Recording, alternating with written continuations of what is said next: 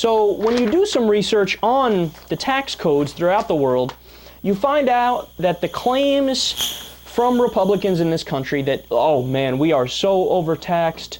Let me tell you something, guys. Oh, we have a spending problem. That's all it is. There's no revenue problem. It's just a spending problem.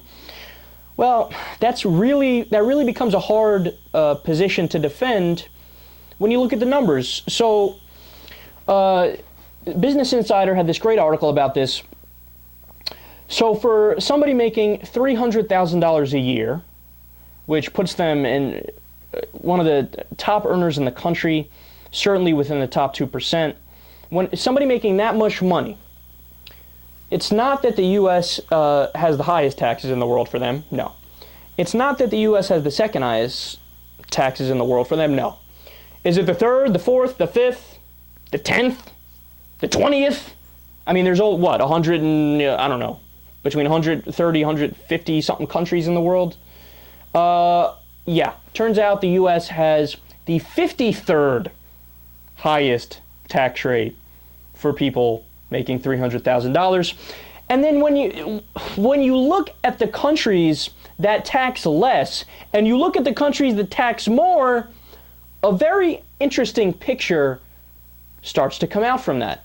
Now, I'm well aware that causation doesn't equal correlation, etc. But look, every single country on that list that taxes less for their high income earners, Kuwait, Yemen, Egypt, Serbia, Jamaica, Albania, Belarus. It was a whole list. It was a who's who of second world and third world countries. The countries that taxed slightly more the richer people, Britain, France, Spain, countries that we would typically associate with being more modernized and closer to first world. And then also, let's take a look at a little bit less money. So somebody making $100,000 a year in the United States, which is still, by the way, a pretty good amount of money. Now, people might say, oh, well, look, in specific counties, it's not all that much money. It's much harder to live on that in Westchester County or Orange County or whatever. And that's certainly true. But in terms of just looking at the whole realm of income in the United States, $100,000 still puts you you still make a lot compared to the overwhelming majority of Americans, okay? So in that area, we tax people the 55th most. So what am I getting at? It's just flat out not true that we have super high taxes and our rich people are on the verge of fleeing to other countries. Not the case, man. And by the way, I don't see a mass exodus from France or Britain because they have slightly higher taxes on the rich. It's become a mythology on the right that they use as their go-to argument when they want to talk about, look, you can't tax people a little bit more who make a lot of money. It's like, oh, you're going to scare them away and they're going to run away. What are you doing? You can't do that, man. But it never really comes to fruition. That never happens. It's never happened throughout history. I mean, are some people going to be douchebags and leave because they're unpatriotic? Sure, there are going to be some. Is it going to be statistically significant? No, it's not going to be.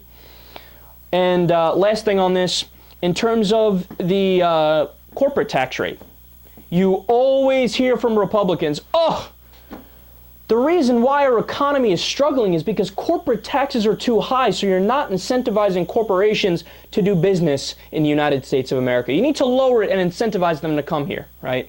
Well, first of all, the United States is such a tremendous market it's just a silly argument. That's of course not true. People are always going to want to tap into the marketplace that is the United States of America. That's point number one. Point number two, while on paper we have a high corporate tax rate compared to other industrialized countries, in reality, after all the deductions and the loopholes and the ways to get around it and the breaks, etc., we actually have the second lowest in the industrialized world. The only one that has a lower rate is Iceland.